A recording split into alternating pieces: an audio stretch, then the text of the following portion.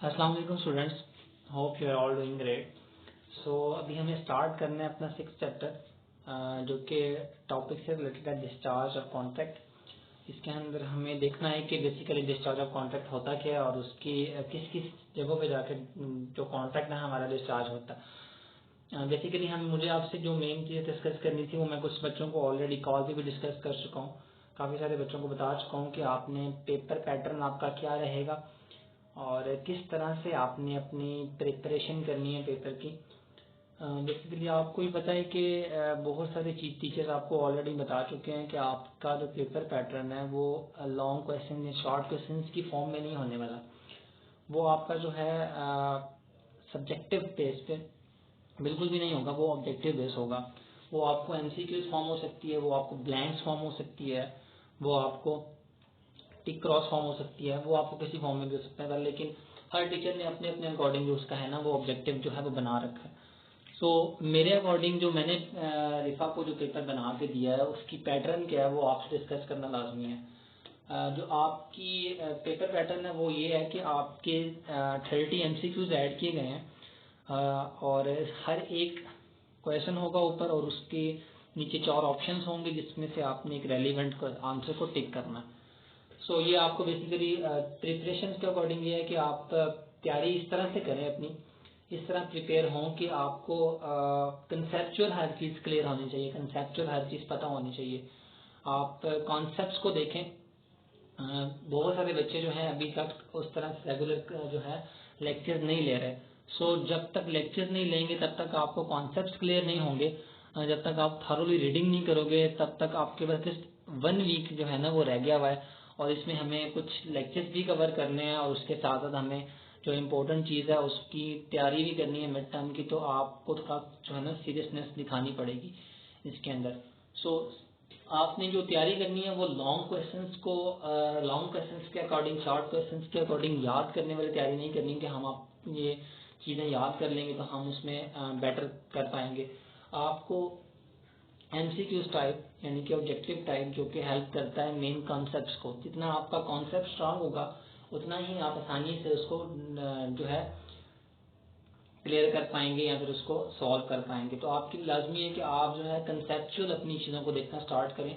आपकी स्लाइड जितनी भी चीज़ यहाँ पे प्रोवाइड की जाती हैं उसमें सिर्फ कॉन्सेप्ट्स बताए जाते हैं। आपको पढ़ाते हुए भी मेन जो है पूरी पूरी रीडिंग नहीं करवाई जाती, मेन कॉन्सेप्ट्स बताए जाते हैं।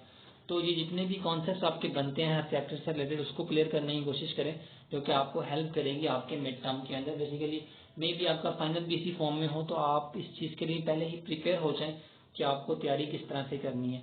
और इसकी तैयारी इस तरह से ही होती है कि आप एक दफ़ा सिर्फ थॉरोली पढ़ लें और कॉन्सेप्ट्स को देख लें और उसके मीनिंग्स देख लें कि ये बात बेसिकली चल के रही है, तो आप आसानी से आप अपना पेपर सॉल्व कर सकते हैं। होप सो कि आपको अब कन्फ्यूजन रहनी नहीं चाहिए मोस्ट ऑफ द स्टूडेंट्स को कि पेपर बेसिकली होगा क्या, क्या पैटर्न है, सॉल्व कैसे करेंगे। जैसे आप फिजिकली पेपर देते हो तो उसके लिए आपके पास एक टाइम ड्यूरेशन होती है कि आपको 1 घंटे 1.5 घंटे के अंदर अपना पेपर पूरा सॉल्व करना होता है। इसी तरह से आपका ऑनलाइन सिस्टम के अंदर भी आपको एक टाइम ड्यूरेशन होगी। जैसे आप ज्वाइन करोगे तो आपका टाइमर शुरू हो जाएगा और उस टाइमर के अंदर अगर वो आप सपोज कर लेते हैं कि अगर आपके 1 घंटे का पेपर है और आपने 30 एमसीक्यूज सॉल्व करने हैं तो हर एमसीक्यूज को 2 मिनट का टाइम दे दिया जाएगा कि 2 मिनट के अंदर अंदर आप एक एमसीक्यूज को पढ़ें, उसको जज करें और जज करने के बाद उस 2 मिनट के अंदर उसे टिक करें, जिस ऑप्शन को भी आप टिक करना चाह रहे हैं वो करें। इसके लिए आपके लिए लाजमी है कि हर एक के पास लैपटॉप हो। इसमें कोई बच्चा ये नहीं कह सकता कि सर मेरे पास लैपटॉप नहीं है या इस तरह से मैं कैसे करूँगा। आपके लिए ये इम्पोर्टेंट है आप उसको लैपटॉप अरेंज करें, टाइम से पहले करें, जिस तरह से भी करें। आपकी जो पेपर है वो ऑनलाइन ही होना है और वो इसी तरह से ही होना है और उसके लिए आप पहले प्रिपेयर हो जाएं। होप्स हो कि इससे रिलेटेड आपको क्वेरीज जो है वो क्लियर हो गई होंगी और समझ आ गई होगी। सो टॉपिक स्टार्ट करते हैं अपना बेसिकली जो हमारा टॉपिक है discharge of contract. Discharge of contract का मतलब होता है कि कब जाके हमारा कॉन्ट्रैक्ट खत्म हो जाता है, बिल्कुल एंडिंग पॉइंट में चला जाता है। कॉन्ट्रैक्ट को हम कहते हैं कि ये खत्म हो गया, अब ये कॉन्ट्रैक्ट रहा नहीं है। सो आगे देखते हैं कि डेफिनेशन क्या बताती है इसकी हमें। डिस्चार्ज ऑफ अ कॉन्ट्रैक्ट की डेफिनेशन है कि डिस्चार्ज मीन्स एंड टर्मिनेशन, कि जब कोई चीज़ खत्म हो जाए। डिस्चार्ज का मतलब होता है खत्म या उसका टर्मिनेट हो जाना, उसका बिल्कुल खत्म हो जाना, उसे हम डिस्चार्ज कहते हैं। तो इसमें डिस्चार्ज का मीनिंग बता रहे हैं आपको। इसके साथ जो है the term discharge of contract means end of right and obligation emerging from a contract. अब वो यहाँ पे बता रहे हैं कि इसका मतलब है कि आपका जो राइट्स एंड ड्यूटीज हैं वो खत्म हो जाती हैं। आपकी राइट्स एंड ड्यूटीज जिस जगह पे आके खत्म हो जाए उसे हम, उस टर्म को हम क्या कहते हैं, डिस्चार्ज ऑफ कॉन्ट्रैक्ट्स। जहाँ पे मैं हो सकता है कि किसी कॉन्ट्रैक्ट के अंदर एक पार्टी हो सकता है कि किसी कॉन्ट्रैक्ट के अंदर एक से ज्यादा पार्टीज हों, तो जैसे ही उन दोनों पार्टीज की या एक पार्टी की राइट्स एंड ड्यूटीज खत्म हो जाती हैं कि उसको कुछ राइट्स एंड ड्यूटीज परफॉर्म नहीं करनी, तो इट मीन्स दैट कि वो जो कॉन्ट्रैक्ट है वो डिस्चार्ज तक पहुंच चुका है, वो कॉन्ट्रैक्ट खत्म हो गया, बेसिकली वो अपनी अख्ताम तक पहुंच चुका है। तो इसे हम डिस्चार्ज ऑफ कॉन्ट्रैक्ट कहते हैं। नेक्स्ट है कि हमें किस किस तरह के डिस्चार्ज ऑफ कॉन्ट्रैक्ट होते हैं, कौन कौन सी टाइप्स होती हैं जिसको हम जो कि है जो कॉन्ट्रैक्ट हमारा डिस्चार्ज हो जाता है। Types of discharge, discharge by performance, नाम से ही जाहिर है परफॉर्मेंस का बेसिकली मतलब क्या होता है। परफॉर्मेंस का मतलब होता है कि काम करना, जो आपका राइट होता है उस चीज से रिलेटेड जो आपने एक परफॉर्म करना होता है, वो आपका काम खत्म हो जाता है। बेसिकली कि मैंने जो है इसको बुक प्रोवाइड करनी थी और उसने मुझे पैसे देने थे, तो मैंने उससे पैसे ले लिए, ये उसकी ड्यूटी थी। उसने मुझे पैसे दे दिए तो उसका परफॉर्मेंस खत्म हो गई, और मैंने यहाँ से उसको बुक प्रोवाइड कर दी और मेरी परफॉर्मेंस खत्म हो गई। हम दोनों ने दोनों को एक्सचेंज कर लिए चीज़ों को, तो इसका मतलब है कि हम दोनों ने अपने राइट्स एंड ऑब्लिगेशंस पूरे कर दिए हैं। तो इसका क्या होगा कि इससे हमारे दोनों की राइट्स एंड ड्यूटीज खत्म होने के बाद ये चीज़ हमें डिस्चार्ज ऑफ कॉन्ट्रैक्ट की तरफ ले जाएगी कि कॉन्ट्रैक्ट खत्म हो गया हमारा। ये अब वो discharge of contract by performance में सबसे पहला क्या, it is natural mode of discharge of contract. कि सिंपल सी चीज है कि दोनों का काम खत्म हो जाता है, दोनों ने जो परफॉर्म करना होता है, दोनों ने जो काम की जिम्मेदारी ली होती है या दोनों के ऊपर जो जिम्मेदारी आयद होती है प्रॉमिस करने के बाद, जैसे ही वो काम कर देते हैं तो वो ऑटोमेटिकली जो आपका कॉन्ट्रैक्ट है वो डिस्चार्ज हो जाता है। इसी के साथ party perform the respective promises. अब जितनी पार्टीज कह रहे हैं कि जितनी पार्टीज होती हैं वो अपने रिस्पेक्टिव प्रोमिसेस जो उन्होंने प्रोमिसेस कर रखे हैं एज पर कॉन्ट्रैक्ट के अकॉर्डिंग पार्टीज ने जो भी कॉन्ट्रैक्ट कर रखे हैं, जो भी प्रोमिसेस कर रखे हैं, on fulfil of these promises to contract gets discharge. मैंने आपको एग्जांपल दिए कि जैसे ही दोनों पार्टीज जो हैं अपना अपना काम परफॉर्म कर लेती हैं, अपनी अपनी जिम्मेदारी पूरी कर लेती हैं, तो ऑटोमेटिकली उनकी परफॉर्मेंस हो जाने के बाद उनका काम डन हो जाने के बाद वो ऑटोमेटिकली आपका कॉन्ट्रैक्ट जो है वो डिस्चार्ज हो जाता है, वो खत्म हो जाता है। If only one of the parties to contract, अगर सपोज करें कि एक कॉन्ट्रैक्ट के अंदर दो पार्टीज हैं और कुछ में एक भी होती है, तो अगर एक ही पार्टी वहां पे अगर है तो then only he is discharge. So it means के वो उसका काम खत्म हो गया, उसने अपनी ड्यूटी परफॉर्म कर ली है, तो वो कॉन्ट्रैक्ट जो है वो डिस्चार्ज हो जाता है। इसके बाद क्या types of discharge by performance, इसकी सबसे पहली कैटेगरी क्या है, parties perform the obligation arising from the contract. कोई दो पार्टीज कॉन्ट्रैक्ट करती हैं और कॉन्ट्रैक्ट के बाद दोनों के ऊपर जिम्मेदारी आती है और वो दोनों जिम्मेदारी अपनी पूरी कर लेती हैं, तो इसको हम कहते हैं कि एक्चुअल परफॉर्मेंस। जो है कॉन्ट्रैक्ट के बाद एक्चुअल उनके ऊपर जिम्मेदारी आई थी, उन्होंने वो अपनी जिम्मेदारी पूरी करती है। A promises to buy a copy from B for ₹50। A promise करता है कि वो कॉपी बाय करेगा बी से ₹50 की। ए गिव ₹50, वो उससे ₹50 देता है, रिसीव कॉपी फ्रॉम हिम और उससे कॉपी लेता है। So obligation of both parties are performed, hence the contract is discharge. Simple है, मैंने आपको पहले एग्जांपल दिया है कि एक मिस्टर ए है और एक मिस्टर बी है। मिस्टर ए जो है वो कहता है कि मैं मिस्टर बी से मतलब कि क्या करूंगा कि एक कॉपी बाय करूंगा और वो उसको ₹50 की लेनी है, वो उसको ₹50 दे देता है, वो उससे कॉपी ले लेता है। तो और ये दोनों ने अपनी ड्यूटी परफॉर्म कर दी कि उसकी एक की जिम्मेदारी थी कि पैसे प्रोवाइड करे और एक की जिम्मेदारी थी किताब प्रोवाइड करे या कॉपी प्रोवाइड करे। जैसे ही वो एक दूसरे को एक्सचेंज कर लेते हैं, अपनी ड्यूटी परफॉर्म कर लेते हैं, तो वो कॉन्ट्रैक्ट खत्म हो जाएगा। उसे हम डिस्चार्ज एक्चुअल परफॉर्मेंस, मतलब उन्होंने अपनी कंप्लीट कर ली, तो ये हमारी पहला category.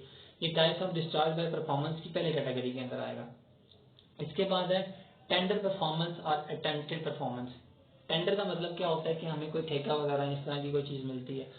It is offer of performance, basically ये ऑफर की जाती है परफॉर्मेंस के लिए कि आप ये काम करें one of the parties offer to perform, कि एक पार्टी जो है दूसरी पार्टी को ऑफर करती है काम करने के लिए, but the other party does not accept the offer.